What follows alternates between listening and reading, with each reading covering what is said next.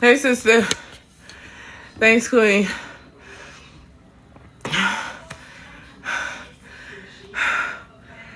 All right.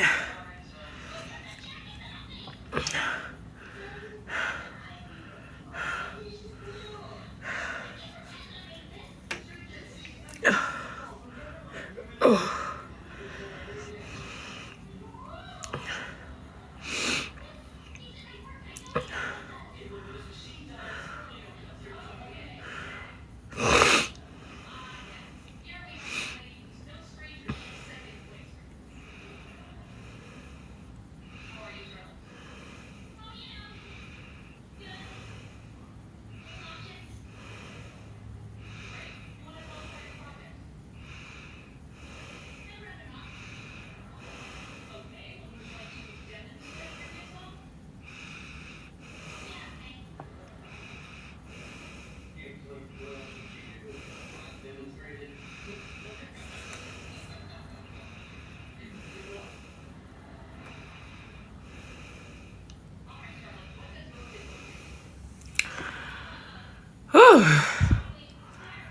They said y'all have no business in here. What happened? What happened? Oh, it could be, oh, baby, I'm finna listen to my JBP. We could take a nap together, but I think it's gonna end because TikTok got that new inactivity law. I just counted your respiration. What's that? They talking about the white girls. What happened? It's got an NFL offer. Don't play with me. Then I'm gonna take it. Aren't you a little too old to be playing football? Wait, what? They want somebody that can run a 40, not somebody that is 40. When the coach calls your number, you go. Don't look at me when you say that. Don't talk to me like that. Yo, give us your, and I don't care because I'm draked out, but you like the album? Yeah. Every day I like it, probably a little more. There's a couple records that I don't really like that well. But overall, I think you've been really thinking about this review. I mean, you're taking a flight to LA and back. You got enough time to listen. He was sitting in county after Brandon's party. Which side of the album really set it off at Brandon's party? Tell us. Well, obviously that was it. In My Feelings, that record, yeah, that's... Kiki was being asked at Brandon's party. Yeah. If girls wanted to hear that record all night. That's just what it is, girls. That's the record right now. Is that the one you played on the Instagram when you had like the windows? Okay, we about to. That was Jaded. That record is crazy. Okay. That record is hard. I did see all that artsy bullshit with the windows. I'm like, what museum's mall staying at? No, that was the house. No, I know, but I mean, that's why it's artsy. Cool, I see what you did. Yeah, no, that Jaded record is dope, though. That's probably my favorite record on the album. Are you jaded? Me? Yeah. Definitely. Absolutely. You're a nut mole? I'm Jaded. I'm Jaded Kiss. You know my nickname? What's wrong with you? I am Jaded Kiss. You ain't know that? I knew that. Oh, okay. I definitely knew that. Fourth member of the Lox. What line really stuck out to you on Jaded where you was like, this is me? I'm Jaded Kiss. Wait, first of all, let me commend you for admitting that you're jaded. Yeah, I feel like I've asked you that a million times here, and you've always said no, you're fine. But whatever. No. All right, so Jaded Kiss. What really spoke to you on this record? I mean, I'm glad you came here talking about this record because I want to talk about the record too. I mean, I just everything in the record was it was honest. I think that's what Drake gets. He gets knocked for. I think Drake says a lot of shit that men feel, but they are afraid to admit that they feel that way too. Tell me more. I need something that's gonna make me laugh. Should I watch some Dave Chappelle? If I don't laugh in the first 34 seconds, I'm going to bed.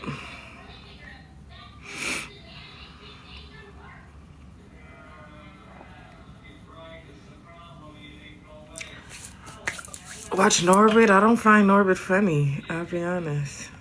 I know it's fucked up, but I'll tell you the truth. You know, everything's funny. Everything's funny till it happens to you. 3 months, a mere 3 months after that terrible attack that Chris Rock endured, I was on stage at the Hollywood Bowl, and a lunatic jumped out of the crowd and attacked me. Now, I gotta tell you, if it happens to you, you don't even know what the fuck is happening. It was like slow motion. I just looked over. I don't know this nigga. And I just looked and said, oh my God, I'm being attacked. And this motherfucker was ragged. He jumped at me. He was like, ah!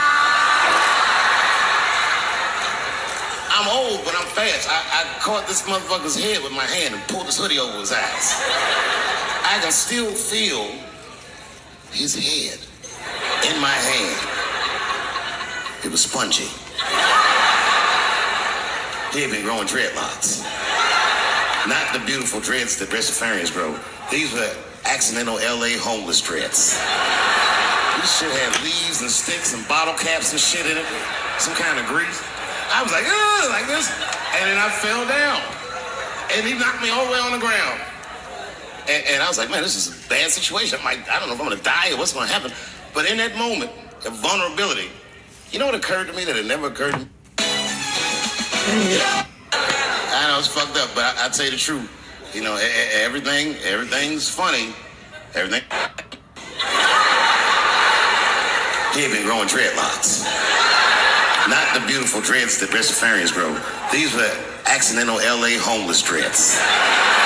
This shit had leaves and sticks and bottle caps and shit in it. Some kind of grease. I was like, ugh, like this. And then I fell down.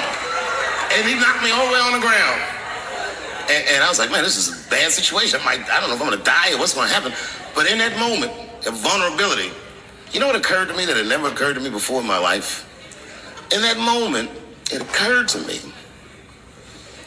that bodyguards should not wear dress shoes to work. Travis! This nigga Travis came out slipping and sliding on some kind of beautiful loafer and fell flat on his back. I said, oh my God. Now both of us are down. I gotta handle this shit myself. So I popped that back, boom. And then the kid that knocked me down, he popped out, boom. And we looked at each other and realized, at the same time, I was bigger than him. And that motherfucker took off running. And I started to chase him and I said, fuck him. I picked the microphone up. So I'm gonna finish this show now. That's right.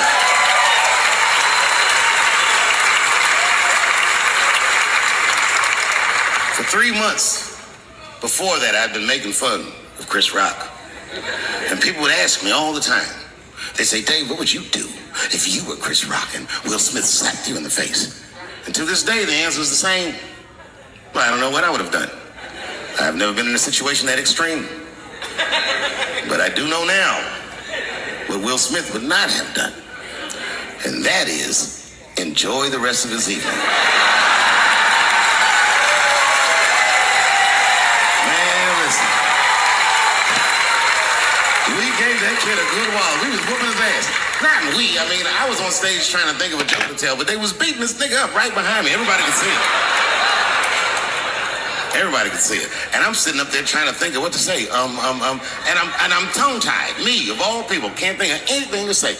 Look at my karma. Just that moment. Of all the people in the world, Chris Rock walks from backstage, walks up to me in front of 20,000 people, grabs the mic out of my hands and looks at the crowd and goes, was that Will Smith?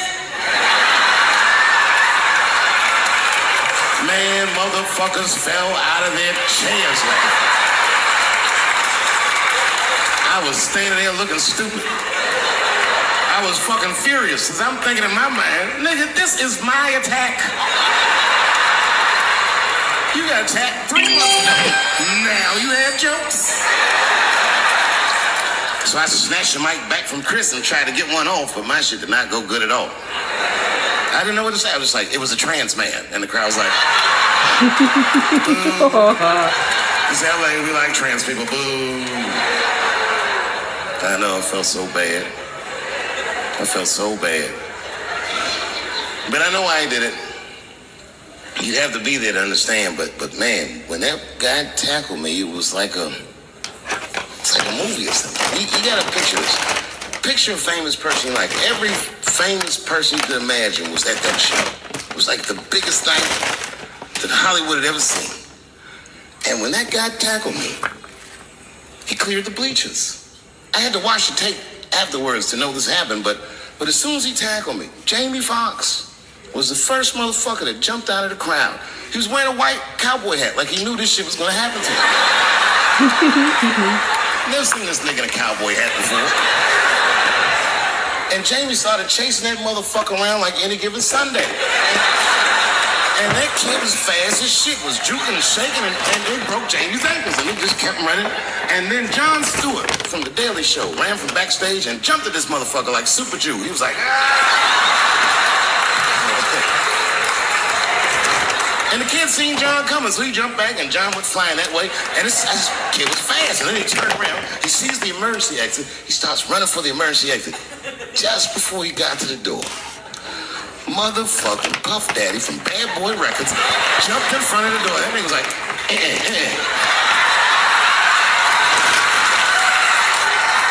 Boy,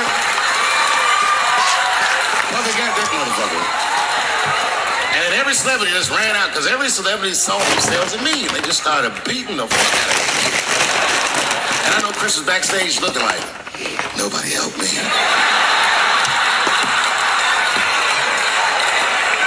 Everybody hates Chris.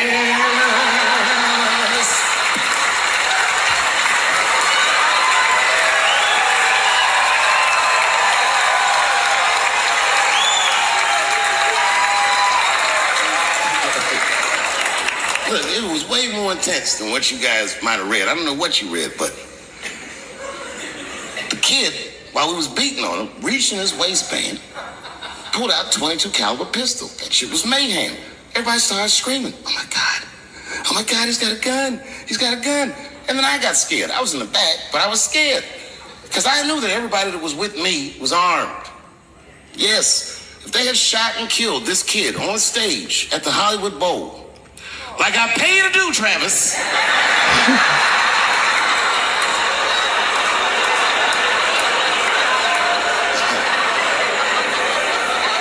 But Travis G'd up. Travis wrestled the gun out of the kid's hand, and then he took it like this and tried to chamber the round, and he couldn't. So he pulled the trigger, and it wasn't a gun. A knife blade popped out of the front. I guess this kid was gonna stab me. Some scary shit. So the next...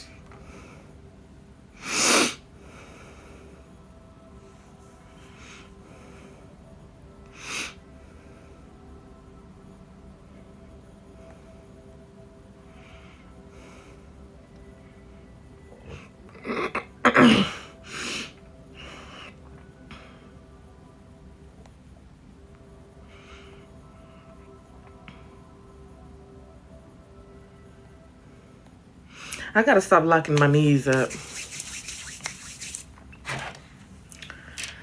All right, y'all. Call y'all back when I'm getting ready for school.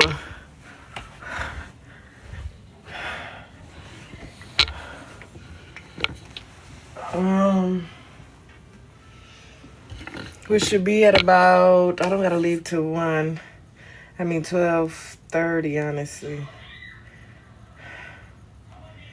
Let's see if he's up or if he at work.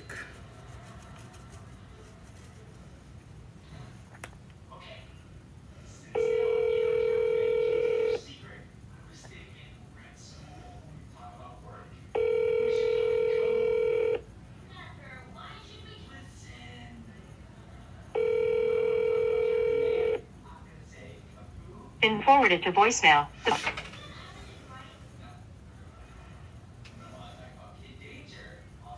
I need him to get my kids off the bus. Welcome to the voicemail. 6163.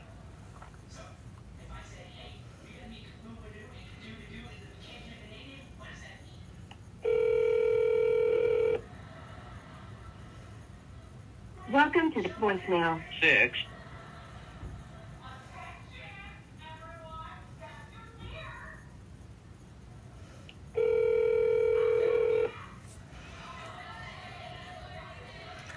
Welcome to the voicemail. 6163.